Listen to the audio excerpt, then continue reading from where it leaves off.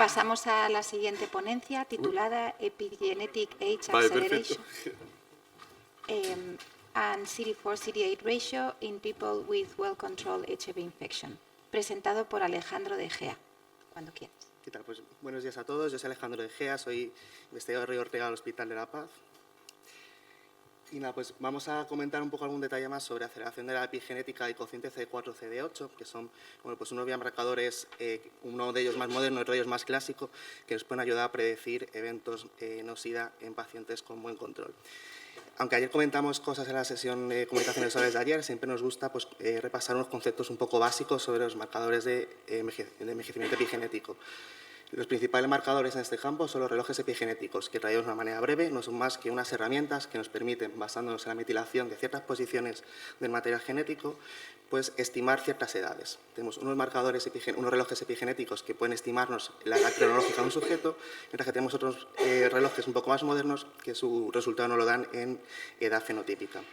En cualquier caso, lo importante de este punto es que nosotros tenemos que hacer una comparación entre el resultado de la edad que nos da el reloj y la edad cronológica del propio paciente. En este caso, cuando tenemos que la edad que nos da el reloj es mayor que la edad cronológica, hablamos de que los sujetos tienen aceleración de la edad epigenética.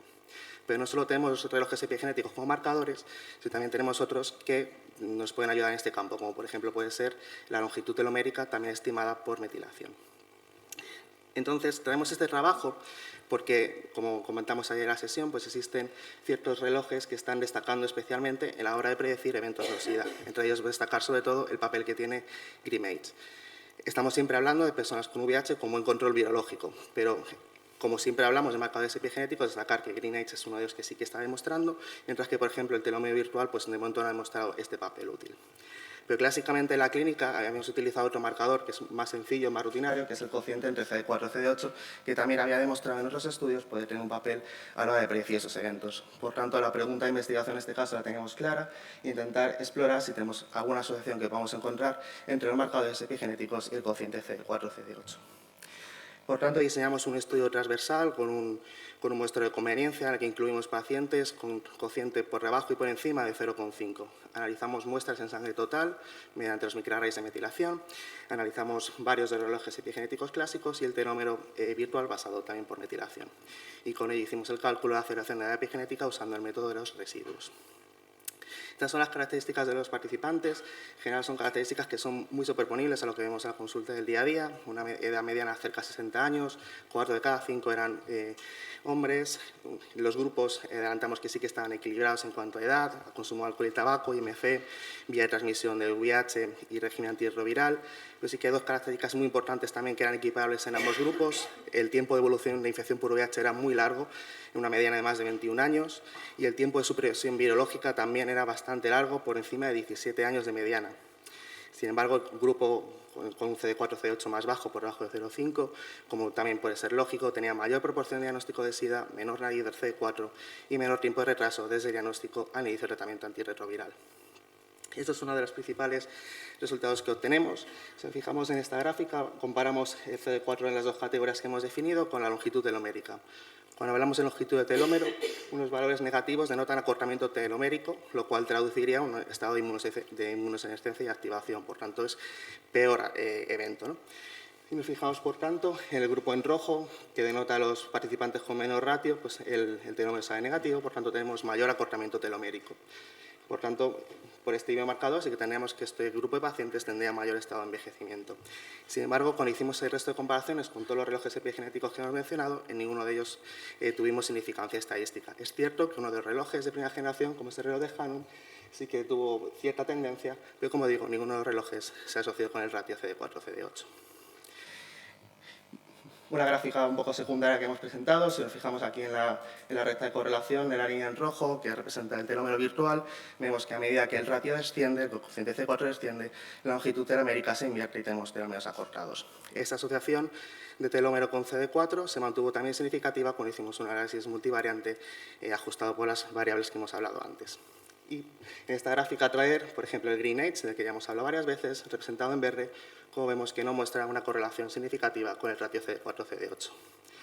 Por lo tanto, como nuestras conclusiones, tenemos relojes epigenéticos que están demostrando una buena potencia para adelantarnos a eventos no SIDA en este grupo de pacientes bien controlados, pero que, sin embargo, no ha mostrado asociaciones con el cociente CD4-CD8. Este cociente sí ha mostrado asociación con el telómero virtual, lo que quizá nos puede explicar que este telómero, que esta técnica podría guardar más relación con unos aspectos específicos de envejecimiento inmunitario que no recogemos con relojes epigenéticos.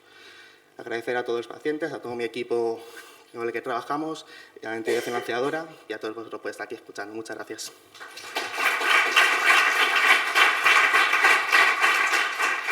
Muchas gracias, Alejandro. ¿Tenemos alguna pregunta?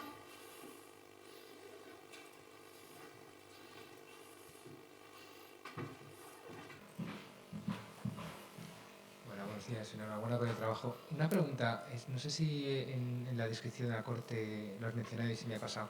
Entonces, ¿vuestra cohorte con ratios bajos tiene ya toda ella, habéis identificado los que tienen comorbilidades o no? ¿Y veis como una correlación más clara en aquellos que ya han desarrollado la comorbilidad?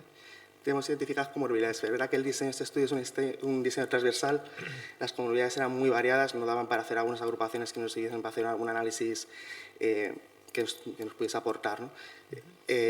No es un grupo, aunque es un muestro de conveniencia, no es un grupo que tenga especial carga de comorbilidades, sobre todo a nivel cardiovascular o oncológicas. Por ejemplo, en ninguno de estos pacientes había un diagnóstico previo o actual de cáncer. De hecho, un diagnóstico de este tipo era un criterio de exclusión y tampoco había enfermedades cardiovasculares de alto riesgo, ¿no? ¿Y perfil inflamatorio teníais algo hecho? ¿Perfil inflamatorio de citoquinas o de algo en plasma? De momento no tenemos. Gracias.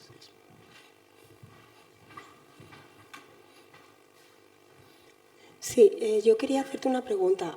¿Tenéis pensado validar estos hallazgos con una medida de longitud de telómero más directa en estos mismos pacientes?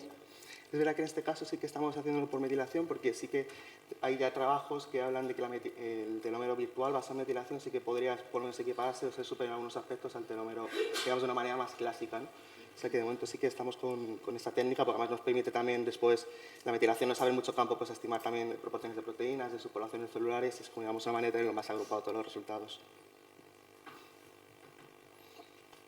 Y al hilo un poco de lo que te ha preguntado antes Quique Martín Gallo, ¿habéis hecho algún análisis? Porque claro, teníais algunos pacientes que tenían unos nádires de CD4 muy bajitos. ¿Habéis hecho algo sobre agotamiento inmune para correlacionar o ver si hay alguno que tenía ya signos de inmunodeficiencia o infecciones oportunistas? Claro, tenemos recogido historia de infecciones oportunistas, que también eran evidentemente más frecuentes en el grupo de CD4-CD8, pero sobre todo la fortaleza, yo creo, de eso es que el tiempo de indetectabilidad, ¿no? El tiempo de estabilidad clínica. Así que en este momento sí que es verdad que no tengo marcadores de inmunosenescencia en este momento, pero probablemente con tanto tiempo de supresión biológica y la muestra tan pequeñita, no sé hasta qué punto podría llegarnos a un resultado que nos permitiese extrapolar. Buena idea, gracias. Bueno, me surge otra pregunta, como estamos en tiempo. ¿Encontrasteis asociación con este marcador epigenético de longitud telomérica, pero no con otros relojes? ¿Crees que este marcador de longitud telomérica puede reflejar envejecimiento inmunológico más que un envejecimiento global? Probablemente sí. Sí que es verdad que al final, de una manera un poco quizás resumida, pero si tenemos mucha expansión de clones, mucha replicación celular, probablemente eso sí que tenga una relación más directa con el telómero que no tenga que ver tanto con los relojes clásicos, ¿no? O sea que probablemente CD4, CD8 en cierta medida y el telómero probablemente con más fortaleza sí que tenga que ver más con este aspecto específico de envejecimiento más sostenible celular. Así que creemos que encaja. Muy interesante, muchas gracias. Gracias. Pues